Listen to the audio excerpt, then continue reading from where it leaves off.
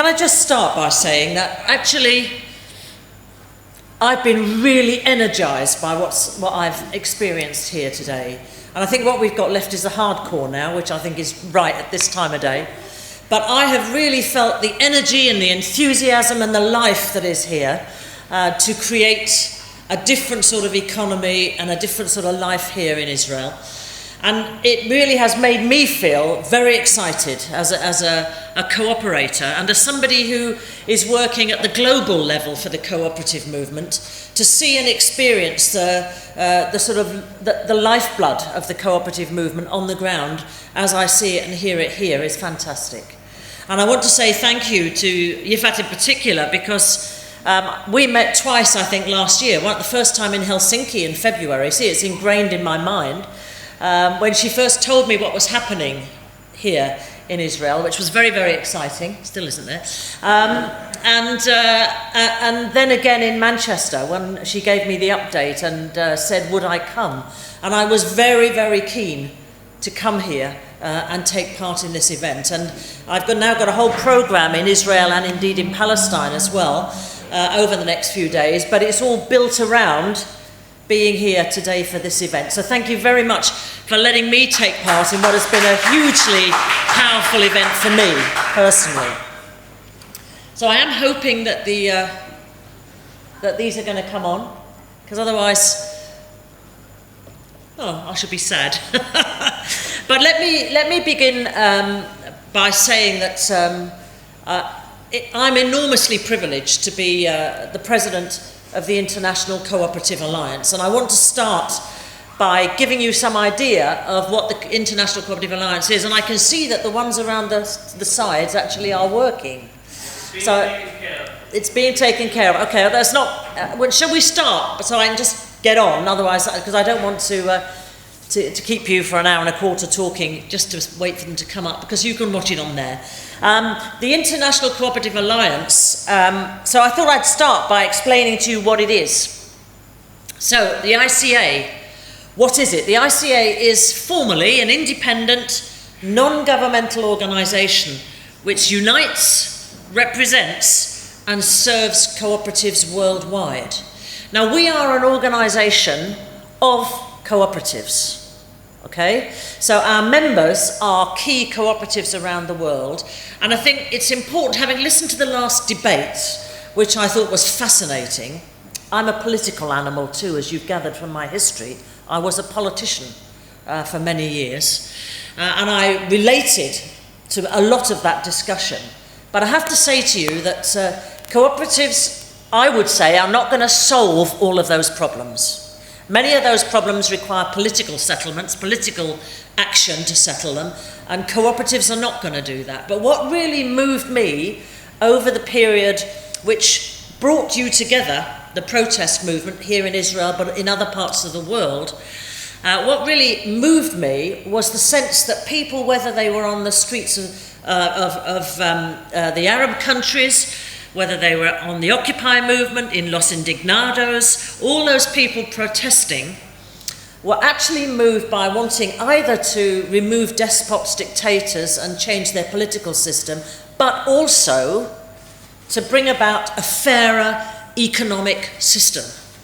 They wanted something in which their voice could be heard. You saw it in New York, in Wall Street, and all around the Western world. They wanted to have a say. They wanted to have an impact on the way in which the economy grew in their country. And for me, the cooperative movement offers them that opportunity to do that. And as far as I'm aware, this is the only movement here in Israel that has come out of the protest movement and sat down and is doing something constructive and grassroots and self-help. And that's really what makes it so energizing and exciting for me. So the ICA is there to represent the cooperative movement globally, but it's not just about size of business, and I will show you later we represent huge businesses and tiny little businesses. But it's also about the fact that our cooperatives are businesses, and I want to be very clear about that, because what was invented by either the Raiffeisen model that is what led to all the financial cooperatives, whether it be banks or credit unions around the world, or whether it be the Rochdale pioneers who established the first shop in Rochdale and codified the principles of our movement. What they tried to do was to set out a model of business that would actually change the world, because that's what it was about. So when you're looking to change the world, the cooperative movement, made up of businesses or enterprises, call it whichever you prefer. In the English terms these days, cooperative business is a perfectly acceptable term, because it's actually about making sure that our cooperatives are acting in a business-like manner which would allow us to create a profit, or in the old style, a surplus, which we can then return to our social and environmental agendas. So it's about making surpluses or profits. It's what we do with them and who controls them and who says where they're going that makes us as a movement so different. So the important thing for you to know is that no matter about the size of our business success commercially, the key thing for me is that people lie at the heart of the economic decision-making of cooperatives. There is no clearer way to see the distinction between us and companies and corporations than to say that a company and a corporation is constitutionally duty-bound to maximise their profitability, to return it to their shareholders. A cooperative is constitutionally duty-bound to meet the needs of its members. And that means it doesn't have to it doesn't have to involve itself in the red-blooded chase for profitability. Some very big co-ops that I have seen across the world spend millions and millions and millions of US dollars on their democracy. In any accepted definition of economic efficiency in the world today, that would be a waste of money. And one of the things that the ICA is now working to do is to create for all the use of all cooperatives around the world a new definition that we can all stand behind, that we regard as much more appropriate for our cooperative model of enterprise, a redefinition of efficiency in the economy. And it has to be about a lot more than just the search for profitability, as it's become in the last 4 or 5 decades. It's got to be about much more than that. It's got to be about good industrial relationships, because some cooperatives employ people who are not necessarily members. It's got to be about ethics in business. It's got to be about engaging and getting people to participate in your business. It's got to be about the reduction and elimination of poverty. It's got to be about supporting the growth of prosperity in communities. In our view, all these things are an integral part of what should be the definition of efficiency in our economic system. So the role of the ICA is to pursue all that at global level, but we're conscious that our movement across the world, and this is an absolutely vital issue and statistic, our movement across the world is owned by over 1 billion of the world's citizens. Okay? I was hearing today about how you're too small here in Israel to do things. There is nothing that you can think of here in Israel that doesn't already exist somewhere in the world. You don't have to reinvent the wheels. It's out there for you. And we will help you to find the people that you can talk to, the Rabobanks of this world, to help you with your banks, the housing cooperative specialists, the people who run production cooperatives, the people who run health cooperatives, educational cooperatives, agricultural cooperatives, whatever. I mean, your kibbutz movement has done the business on agricultural cooperatives. You don't need support, but you know what I mean. Anything you might think of doing is being done somewhere in the world, and we're in contact with just about all of them. So we're owned by over 1 billion of the world's citizens. 1 billion people have chosen to be a member of a cooperative because it puts food in their children's stomachs, it takes them to school, it grows their food, it looks after their banking, it insures them when other people wouldn't. That's what cooperatives do in the real economy. That's why it's so critical to so many people's lives. And we employ, together as cooperatives, over 100 million people across the world. I'm forgetting about these, of course. Owned by 1 billion people. I see Ray down there is saying to me, move it on, you silly woman. Owned by 1 billion people. We employ 100 million people together across the world. And the ICA is made up of cooperative representatives from 100 countries across the world. So we have cooperatives everywhere. We've still a few countries to work on, but we have cooperatives in just about every part of the world. So what is the ICA? It was established in 1895. It is, in fact, one of the largest and oldest non-governmental organisations, NGOs, in the world. We have over 260 national and international members in all sectors of the economy from over 100 countries. And I have to tell you, when I say 260, you probably think, what? That's not so many. But each of those 260 will be a federation with hundreds, sometimes hundreds of thousands of cooperatives in membership. In India, for instance, the largest cooperative country by number of primary cooperatives, there are 600,000 plus cooperatives in India. Okay? So you can see what I mean. There are many, many cooperatives. The ICA represents 93% of the 1 billion members through its 260 members. We want to get the rest, but we're working on that. And we have consultative status with the United Nations. We are one of the first, well, we were in the treaty, we were in the UN treaty, we were written in as one of the NGOs that they would work with and give consultative status to. So we have a seat in negotiations in the United Nations. The Statement of Cooperative Identity, I think most of you will know this. Our cooperatives are member-owned enterprises across the world which adhere to the values and principles of the cooperative movement. And these, as you will know, are the 7 principles. Voluntary and open membership, really important. Democratic member control, really important. The ICA is made up of organisations where there's not full democratic member control. We are one of the only NGOs in the world that have managed to keep people from all countries, from all religious traditions across the world together. During the Cold War, we had people from the Soviet countries and people from the West, even though their cooperative movement was inevitably, during that period, part of their communist systems. They stayed with us, we stayed with them. As I do now, I go to China, which has a big cooperative movement, and I talk to them about the need for cooperatives to be independent of government.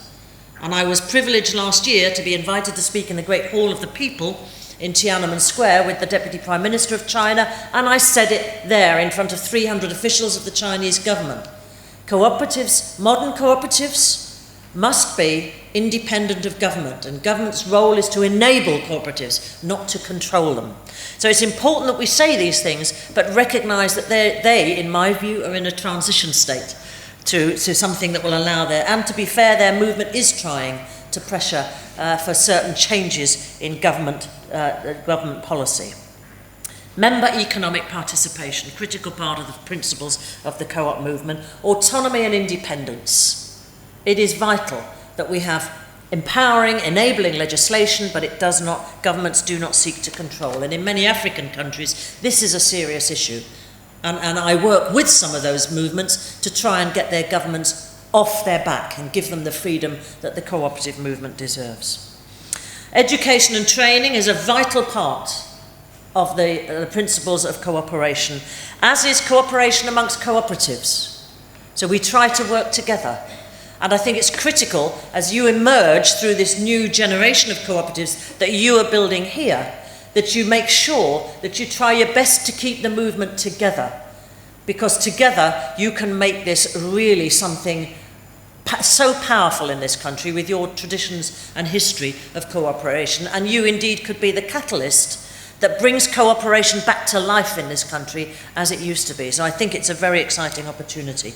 And concern for the community, of course, which is keeping our cooperatives in their own communities, bringing the wealth back into those communities that the cooperatives generate, and leaving it with the people from whom the wealth came, if you like. So it's an important set of principles. What about the values? Self-help, self-responsibility, democracy, equality, equity and solidarity, the principles of the modern cooperative movement. I wanted to give you just this quote from Ban Ki-moon, the Secretary General of the United Nations, who said, "Cooperatives are a reminder to the international community that it is possible to pursue both economic viability and social responsibility."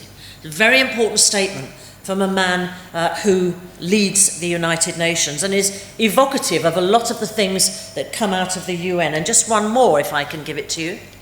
This comes from the background paper to the UN World Summit on Social Development, where they said, "Cooperatives contribute directly to improving the standards of living of half the world's population." And we're talking over 3 billion people who in one way or another find their standard of living protected by cooperatives. That is hugely important. And these are the sort of statements and the sort of thinking that led to the United Nations developing the International Year of Cooperatives, which of course was 2012 last year. This was our gift, a gift to the cooperative movement from the United Nations, and the ICA had worked very hard for 3 decades to achieve the International Year status. And it has opened up doors which have never been opened before to the cooperative movement. Even we have taken the cooperative movement to the top of Mount Everest. And what you see here is the Director General of the Nepal Central Cooperative Union, who with 8 of his colleagues on the 26th of May last year at 6 o'clock in the morning reached the summit of Everest and unfurled firstly the ICA colours, which we were thrilled about, but also the International Year of Cooperatives logo. They felt it was something they could do that nobody else in the world could do. And it actually became one of the iconic images of last year for the entire cooperative movement. It was very evocative and perhaps a bit above and beyond the call of duty. So what was the International Year about? I think, first of all, we need to say that from the ICA's perspective, which was tasked with running this International Year for the movement, we had one very simple and main overriding aim. And that was to use the International Year to kickstart the growth again of the cooperative movement. It was growing anyway, but to give it new vitality, the sort of thing we've seen here, a new energy to grow this movement in a world that desperately needs it. Because, of course, this International Year coincided with the financial crisis and the loss of confidence in the capitalist market that we had seen all around us. And I told you earlier about how our cooperative institutions had come through that. That has been recognised, our financial institutions, that has been recognised by commentators across the world.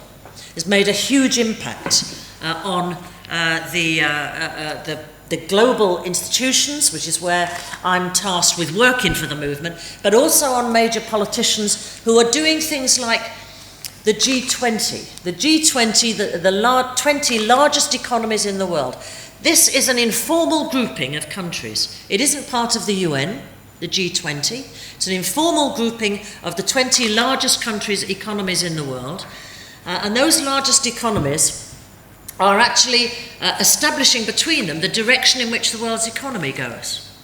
Sitting alongside the G20 is something called the B20, a business advisory group that advises the G20.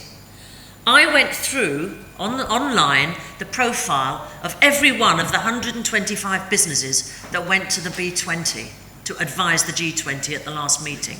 Not one of them was cooperative or even mutual. Now, we are going to stop that.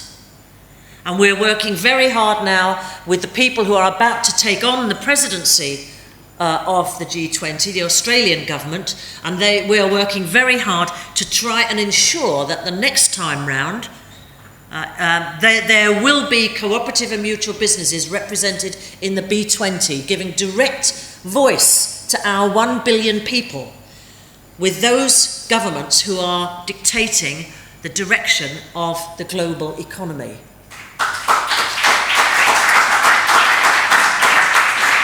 So similarly, there is nobody on the World Bank who has any notion, not an economist who has any notion of the cooperative, unique nature of the cooperative model of business, our financial structure, our legal structure. That has to stop. It cannot go on. The voice of 1 billion people is not represented in the World Bank that is, once again, advocating how we eliminate poverty.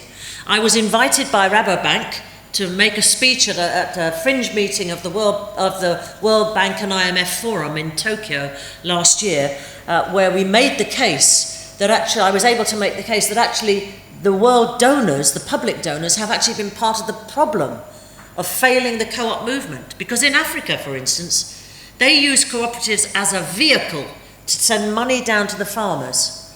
And when the money stops, the cooperative goes. They're not building sustainable cooperatives with cooperators on the ground. They're just saying, oh, we don't want the money to go through the government, corruption and all that, so we'll develop a cooperative and pass it through. But there's nothing sustainable. There's nothing, no participation. There's no growth and training of how to run a business for those people. Just, here's your money. And when the money goes, the co-op goes. The people at the bottom end think the co-op's failed them. And because it's not sustainable when they leave, the World Bank thinks it's a failure too. So I was able to say to them, you are part of the problem actually, and you need to change that structure. You need to work through the movement that knows how to make this a long-term sustainable future. What's the outcome of the International Year for the Movement? The outcome is that we are left as a global movement with a much stronger sense of our own cohesion. It's been really exciting for the ICA to see the way in which the movement now understands its size and significance already and how much more it can still do. There's been a huge growth in the confidence of the movement. For too long, the movement spoke to itself. Now it's speaking out to the rest of the world. Now it wants to talk to the rest of the world and to start talking about what more we can do to grow the cooperative family of businesses to help ordinary folk get a better say in the economy and to have a better life. And the key thing for the ICA now is to maintain the momentum that we gained during the International Year, maintain it and grow it as we move forward. Last year, when I had this great privilege to present the cooperative movement's position at the opening of the International Year in the General Assembly of the United Nations, I was able to lay out the 3 key planks of our public policy priorities. They're very basic, as you will see. Diversification of the global economy.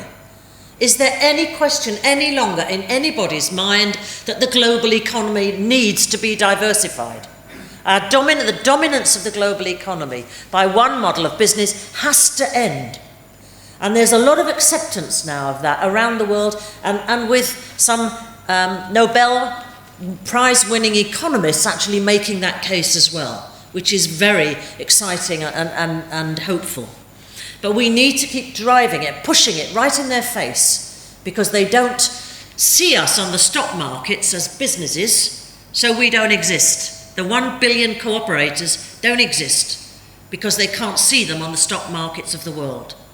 So it is our responsibility to be much more the public advocates of our business and to put our model of enterprise right up there so they can no longer ignore us. We have to diversify the global economy, which means diversifying your national economies too, which is what you're about here today and why it's so exciting. We need to have the recognition of our unique legal and financial structure because they don't understand it. They simply don't. And I had this experience when I left the European Parliament, went back to work for the co-op movement in the UK, and I took somebody into a Labour government in the UK, spoke to their economic advisor, to the Prime Minister Tony Blair, and he didn't understand what a cooperative was. That is beyond belief. And in fact, in some of the emerging nations, what I call the airplane economies, the Brazils, the Chinas, the Indias of this world, their governments do actually get what a cooperative is. They do. And we find ourselves speaking to a much more receptive audience when we speak to them. And if our colleagues from the Knesset were still here, I would say to them that when I spoke in China, it was fascinating to hear them say that actually the 25-year objective of the Chinese government, if you're a politician, 25 years is beyond thinking. Most Western democracies, they work on a planning cycle of about 2 years till the next election planning starts. But the Chinese, with their one-party state, 25-year objective is to push down the wealth in the cities of China to the 600 million people living in rural poverty in China. And they believe cooperatives are a vital component to do that. So you can see the sort of approach that people have across the world. And the third key plank of our public policy priorities was to get equal promotion for the cooperative model of business with the shareholder model. Because we know they talk about all sorts of regimes for business, and by default they write out cooperatives. And that happens in regional, local, national and global funding regimes and regimes for development around the world. We have to stop that. In my country, as I told you earlier, you can't have a bank as a cooperative. Why not? Accident of history. And now our Prime Minister said to us, and this is a Conservative Prime Minister, said to us last year during the international year, when he saw the way in which the mutual and cooperative banks in the rest of Europe had come through the crisis so well, he's saying, why don't we have cooperative banks here? The penny drops. So we have to change that, and we have to make sure there's equal promotion for our model of business and our understanding of our legal and financial structure, and we need to diversify the global economy. It's not rocket science, any of it. But it's what we have got to do. We've got to keep making that argument, because the reason they don't know is because we cooperators have let you all down in the past 5-6 decades. It stopped happening. Where are the business schools that teach about cooperatives? They don't exist very much, huh? Where are the bodies of accountants who know what a co-op is and who can advise on the... There isn't any. Solicitors to incorporate co-ops cheaply and easily. There isn't any. So this happens all over the world, this is problems, and that's because the established movement let go of this when it came under attack, and it was defending its interests, rightly. And I actually think that whilst you may say here that the cooperative movement in terms of the established movement failed to some extent, it did a really good job for the beginning of the State of Israel, and it's done a good job all around the world. But we went through a very difficult patch for 4 or 5 decades, and it became defensive. Now it's time to grow, and it's happening. There's a renaissance all over the world, and you here are a critical part of that. So let me tell you about some of the initiatives that have happened. .coop. If you're a cooperative, you get a .coop domain name. It's the trusted domain name on the internet. It's not free. It's free when you first get it, but you will have to renew it. Your first year's free, but you'll have to renew it. I can tell you the ICA has just been gift-aided 2 of the 3 businesses that run .coop by a co-op in the UK who said this is much more an international thing, we want you to have it. So they've given us those businesses. We're now working with the Americans who own the third bit, a cooperative organisation, and together we're going to change the structure to bring down the cost of, because if you're saying this is a trusted domain, you have to be able to be sure you're only letting co-ops have the names. That has a cost attached to it. So we will try in the next 18 months, you will see a new model of marketing being rolled out, which I hope is going to drive our domain name higher up the list of domains. But it's easy, you can transfer to it. You know, some of the biggest co-ops in the world are now .coop, and if you're going to get a domain name, please use a cooperative one. So we have one and some for our members. Exactly. So this is how our visibility and our public policy is going forward. The Rio Plus 20 big event last year to look after the planet, environmental sustainability is absolutely vital. You would have thought in the International Year of Cooperatives that the United Nations would have included the role of cooperatives in sustainability. Over 200 years we've been embedding civil society, good practices, supporting the globe across the world. Never mentioned cooperatives, never mentioned it. We have a huge process of renewable energy in the cooperative movement. It's growing incredibly year on year, never mentioned it. So we put our policy advocate, our policy officer onto them, took up our seat for the first time in decades at the United Nations for 9 months. And we went to every meeting with the countries met to discuss the Rio Plus 20 treaty. And with the help of some of the governments, we managed to get mention of the cooperative in the final text. I have to tell you, I don't think the Rio Plus 20 treaty is anywhere near good enough. I think we would all agree on that. But the fact is that we managed to get in the treaty recognition of the cooperative movement's role in sustainable agriculture, in job creation, and in international development. And that has allowed us now to advise our national memberships how to use that treaty now to have a role in performing in climate and climate change initiatives. Because the UN has said we have a role, all the countries signed up to it, and so we believe it's a way now to use it. Secondly, second big policy, the way in which we've changed our public policy approach, we're now developing a partnership with the Food and Agricultural Organization of the United Nations. I don't know whether you're aware, but in 2050, there will be 9 billion people on this planet. And there is not enough agricultural land in productive agricultural use to feed 9 billion people. The most of the land that is currently unproductive resides in sub-Saharan Africa, in the hands of smallholder farmers or peasant farmers. Already we see multinational businesses and predatory states buying up some of that African land for the future. And when I was once again in Tokyo at the invitation of Rabobank, the whole essence of my speech was that if we start now, and it was accompanied by an excellent report from Rabobank, if we start now, we can actually build a cooperative agricultural economy right across sub-Saharan Africa, build the supply chains, the cooperative supply chains, and by 2050 we will have that land productive and able to support and feed the 9 billion people who will be on the planet. And the benefits will go to the African people, not multinational businesses or predatory states. And that's what we're about, changing the world, making the world a better place. And the Food and Agricultural Organization is so taken with this initiative that they're signing a partnership agreement with us to feed Africa, as they put it. As well as that, we decided the International Year needed a legacy in the hands of the co-op movement. So we've formed something called the Global Development Cooperative, which is a trust fund. And we're trying to bring the largest cooperatives in the world to invest in that fund, to raise $50 million US, on the back of which we're already promised substantial additional funding from USAID and from the European Development Fund to help us build cooperatives across the world in the developing world.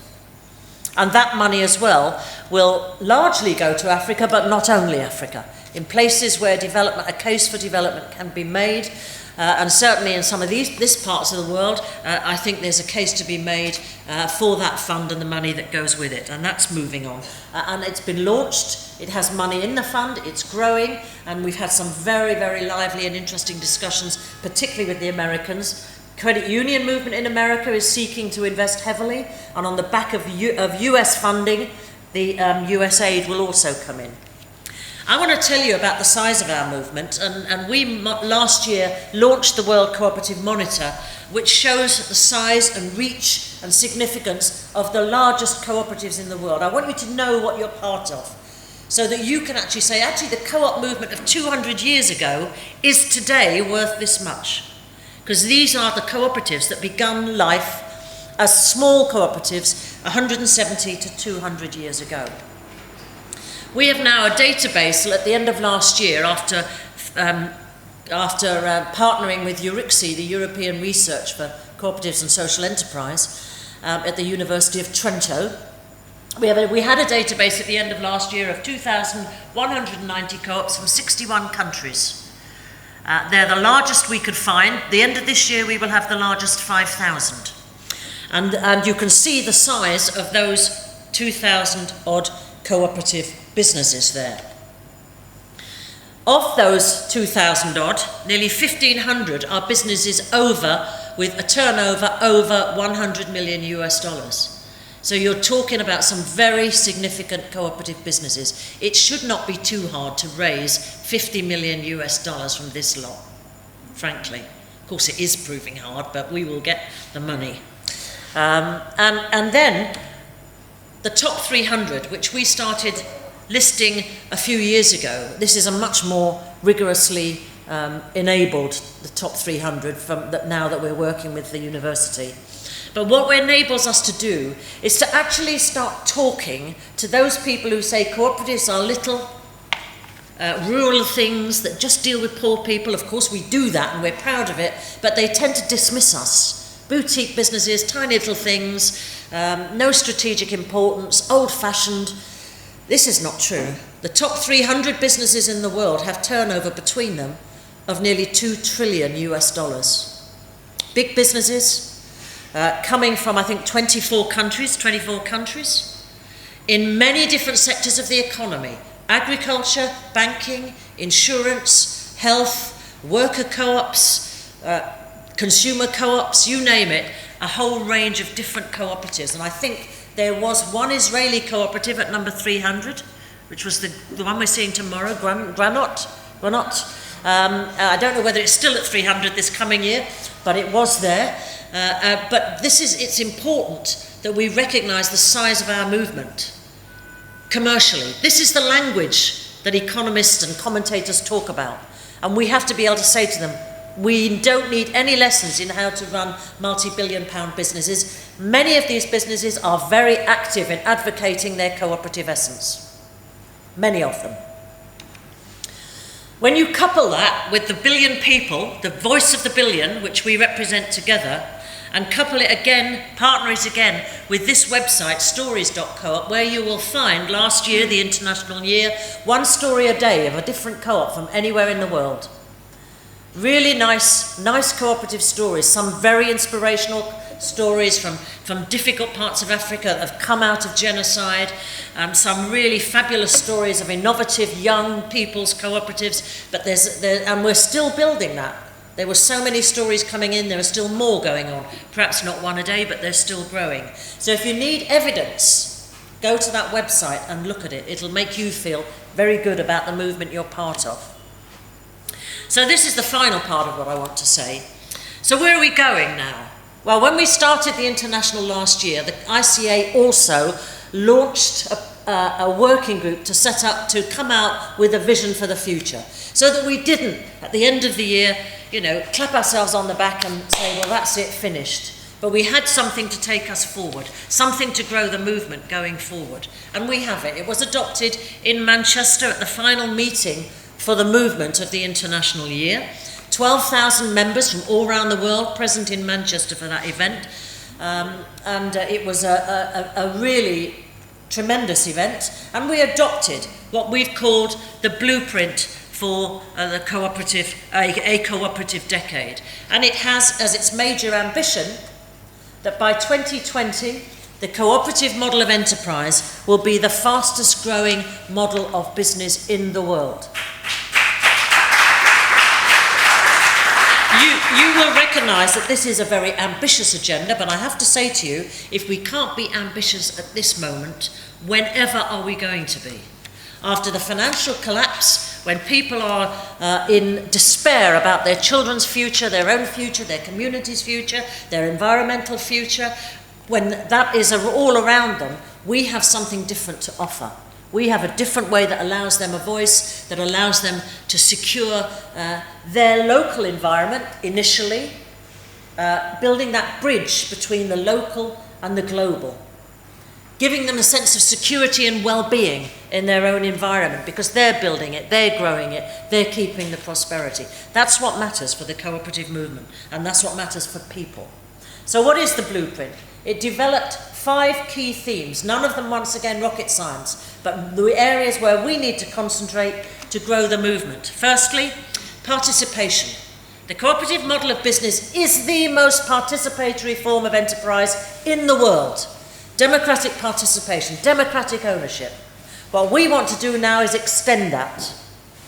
Use new technology, build a cooperative movement that is happy to open up discussions about its own model of business to non-cooperators, in a viral sense, on the internet, over the social media.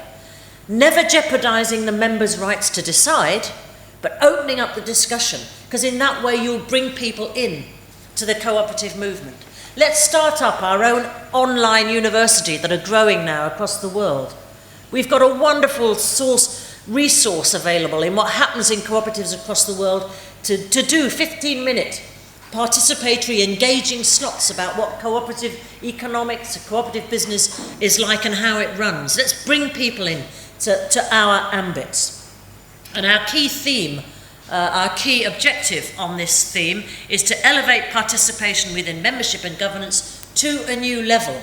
Let's not just sit there and say we are the best in the world. Let's increase it and grow it and use what happens now. And that's why young people are so vital to the blueprint. Written throughout it, it says we need the youth of the world to understand what the cooperative model of business offers to them. That's why this is such an exciting place to be right now. The second area, sustainability. Sustainability. You know, when people think of sustainability, they don't think of cooperatives front to mind yet. They need to. And our key objective is to position cooperatives as builders of sustainability.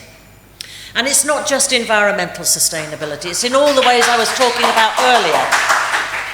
But one of the things we're doing now, and I said earlier that we need to redefine efficiency, and we are actually putting out a paper to getting some of this work done, to redefine this concept of efficiency in business.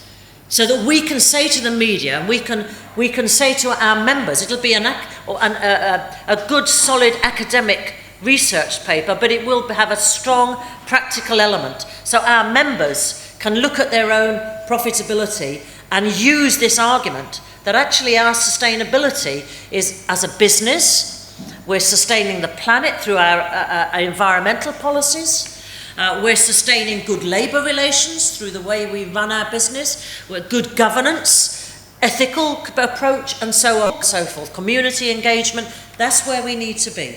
And that's the second key theme of the blueprint. The third is identity.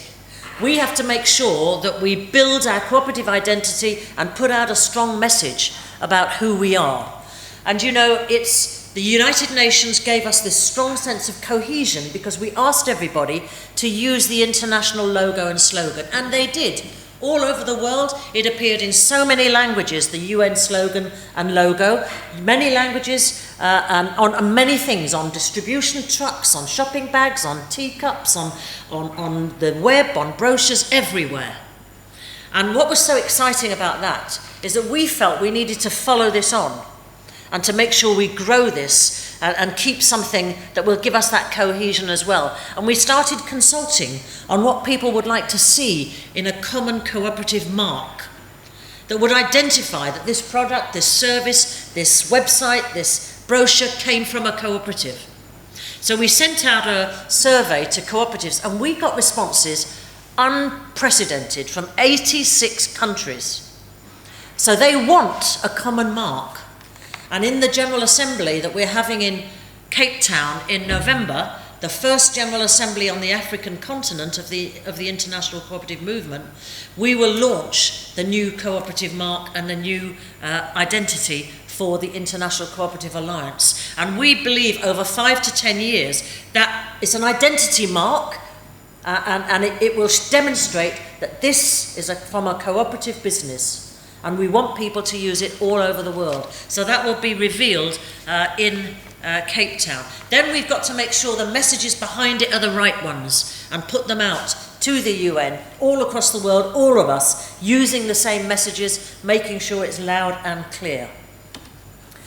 And our key theme, our key objective on identity is to build the cooperative message and secure the cooperative identity. Understand what is the irreducible core of cooperation and make those messages loud and clear. The fourth one is legal frameworks. We've talked a bit about that today. There is still sometimes discrimination by default, but there's discrimination against the cooperative model of business. And sometimes it's quite overtly done deliberately. We've seen it happen in the EU where 3 countries, the co-op movement came under attack for the tax relief they gave their cooperative movement. And it was regarded, there was a complaint to the European Union that it was actually a state aid, which is not allowed under European law. And these were coming from the private sector, these attacks on the cooperative sector in France, in Spain, and in Italy. It was quite deliberate, they all happened at the same time. It was a clear campaign by private sector businesses. So we have to be alert that these things are happening. It was ever thus with the cooperative model of business, because we are a threat. We are a threat to what they're trying to achieve, because our aim is that people will prefer the cooperative model of business, and that, of course, is something that they can't let go and they can't allow to happen without a fight. So it's important that we get a legal framework where you can make a case for a cooperative business. There should be no reason why you can't have that cooperative business by law. So good legal frameworks. And the final, there's the key objective, ensure supportive legal frameworks for cooperative growth. The fifth theme, is the most difficult and long-term one. It's capital. Across the cooperative world, there are always problems of funding. We are not on the stock markets. We cannot raise money from the stock markets. So cooperatives have to raise money from members or from borrowings. And in modern business, as you start to grow as a cooperative, sometimes that's not enough, actually. Because you don't want to borrow it. You may not be able to raise the level of money you want from your members to grow your business, to diversify it. And you may not want to have yourself so heavily geared with debt that life becomes impossible to sustain your cooperative agenda. Because to be a successful cooperative, you have to be a successful cooperative business. Okay, that's important. So the important thing for us now is working with a group of key strategic thinkers that we are now gathering from around the world who are good on cooperative finance, bringing them together and starting the thinking about how we can find some way of introducing or thinking about how we develop cooperative capital in a variety of ways, critically that does not damage cooperative structures and does not damage cooperative ownership. And that's the vital ingredient. So those are the 5 themes, and when you put them all together, you can see they're not rocket science, but it is exciting if you think how we might develop them. That's the future of the cooperative movement as we see it. So for capital, it's securing reliable cooperative capital while guaranteeing member control. So there are the 5 themes. This hasn't come about by accident. It's come about after year-long research engagement with members all over the world. And we believe the way we approached this was to ask our members, where do they see their business in 20, 30, 40 years' time? And then work back to find out what the ICA needs to do globally, regionally, nationally to secure that vision for our members. Because the ICA is not there for the ICA or to build an empire. It's there to grow the cooperative family of businesses, autonomous, locally owned, locally controlled businesses. Colleagues, working together, we can make this happen. working together, the multitude of cooperatives can eat the big fish. We know we can do it, but I have to say to you that we can only do it if we work together. And what last year showed us, all across the world, is the value of working together. And it really has worked, and we're going to drive that momentum, and we're going to be the fastest growing model of business by 2020. Thank you very much.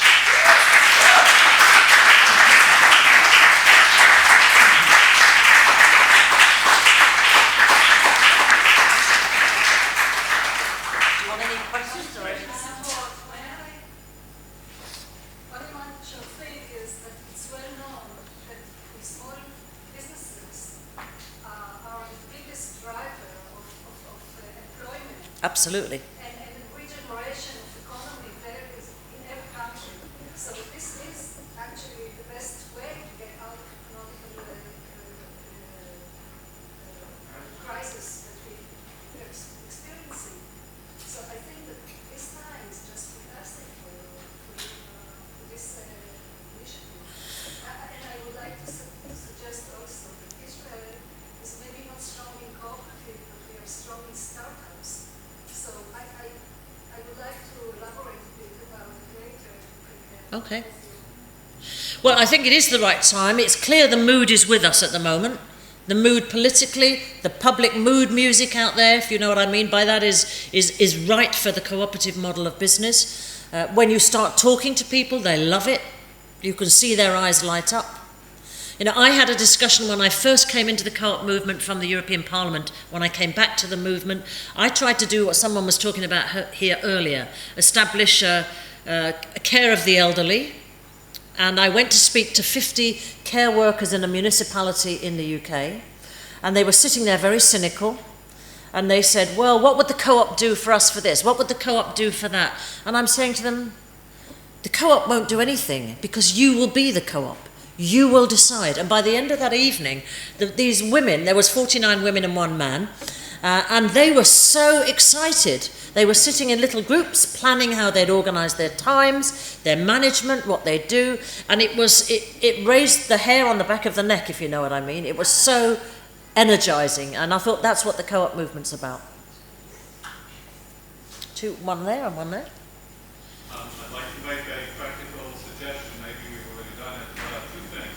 One is to create, the ICA should create a crowdsourcing platform that can do the second thing is that offer or provide automatic membership in the ICA for everyone who joins a cooperative, a local cooperative. So let's say if I join a local cooperative and pay my dues, I now belong to this, I should automatically become a member of the international ICA. This is one way of knowing that it even exists. Before, maybe last week, I wasn't even aware of the ICA. That's a very interesting point, actually. Firstly, we'll take your first point about the crowdsourcing very seriously.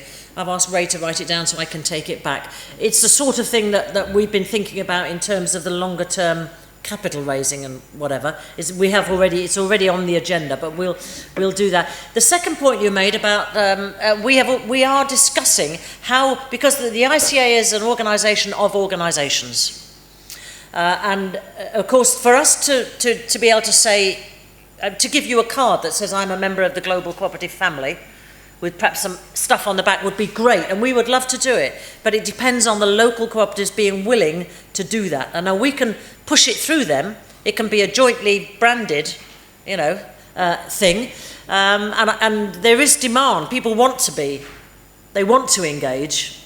So it's one of the things that the ICA's board is just coming to the end of its first 4 year tenure mandate. So I think it's one of the things that will come up next time, because we won't take any serious initiatives before the General Assembly. Yes, awareness, it's leveraging a billion people. Of course it is. I agree with you entirely. It would be fantastic. Fantastic. Yes, please. I'm from the cooperative, Yeah. cooperative of Sokolovo, which is trying to technology, which is trying to create now. First of all, I'd like to say thanks because the help of you guys, which I wasn't aware of, but today with the FAT and the Alliance, we got the first .co domain. And we got some help. We weren't alone from, it's not even day one for us. So first of all, thanks. And the second thing, now that I've discovered that this movement is so big and it's so diverse in the aspects that it's handling, would it be an idea to think of a model of a city with so many items, so many elements of it, not just to provide a structure for working, but to cooperate, create a model of working between, to cooperate. We talked about real estate, we talked about how to, the elderly, we talked about food, we're talking about technology, how all these are combined, because I think that this is the only movement that's so big, so diverse, and has values to think about such a model for a city, for a local community to supply its own needs. Well, you see, that's another important thing.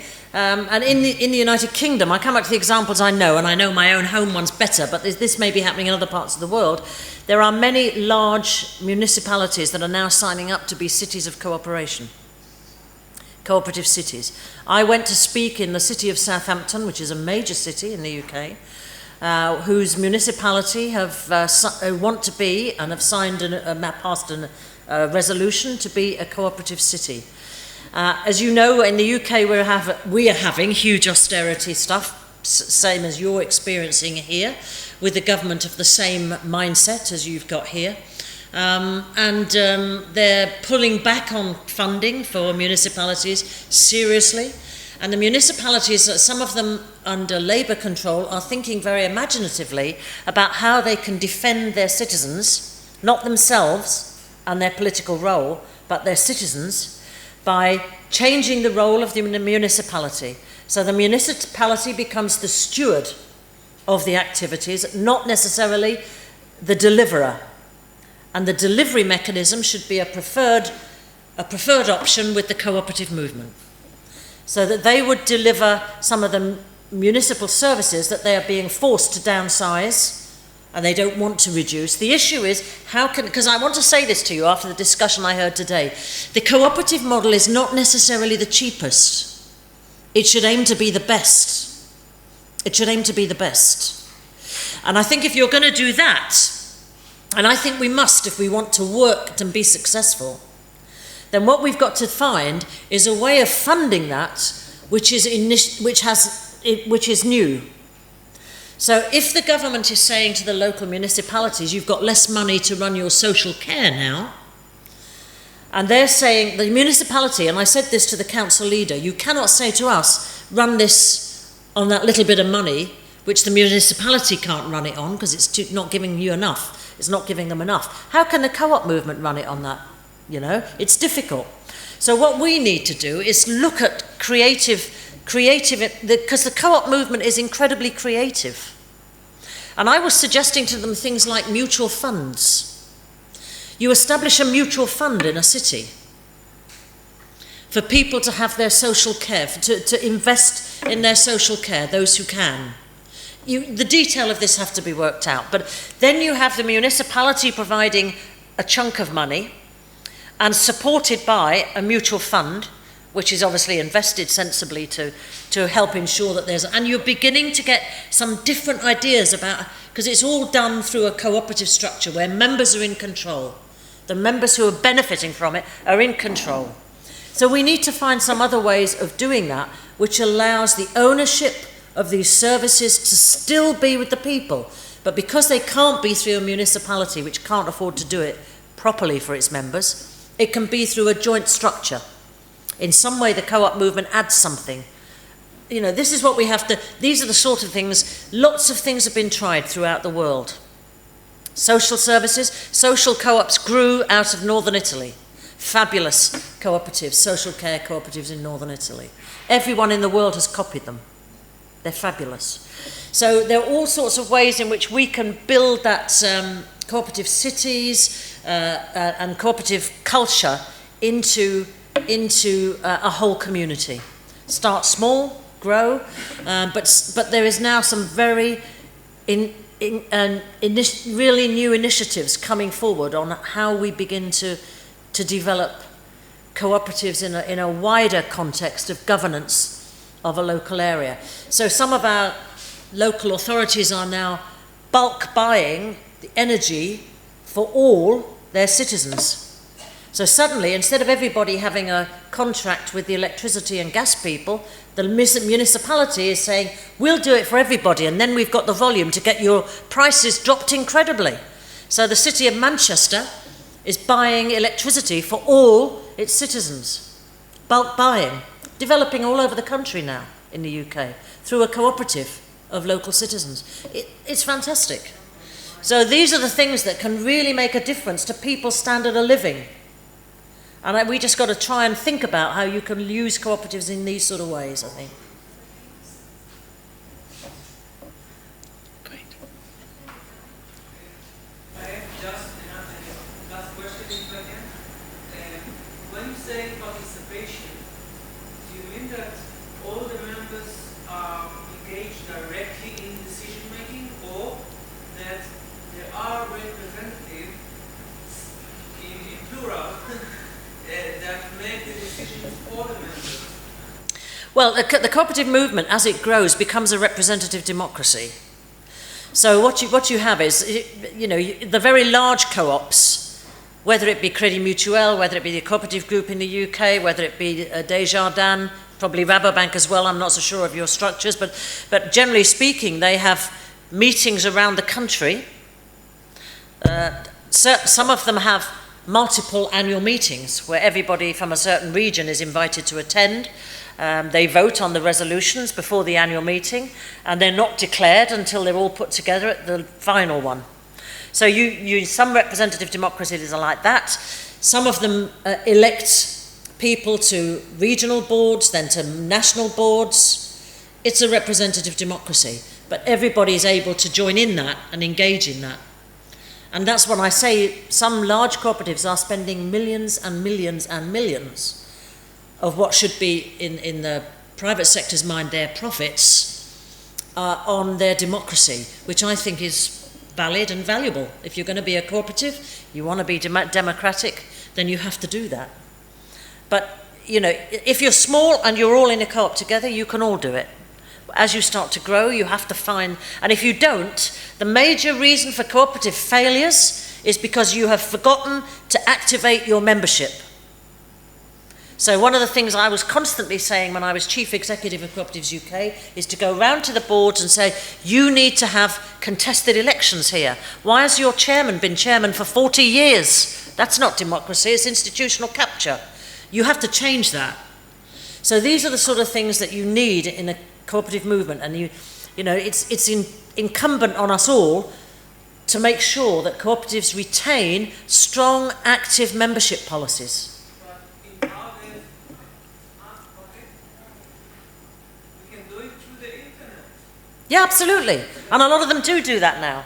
Absolutely. Could we have this presentation It's here, on here, you've got it. online? Thank you very much.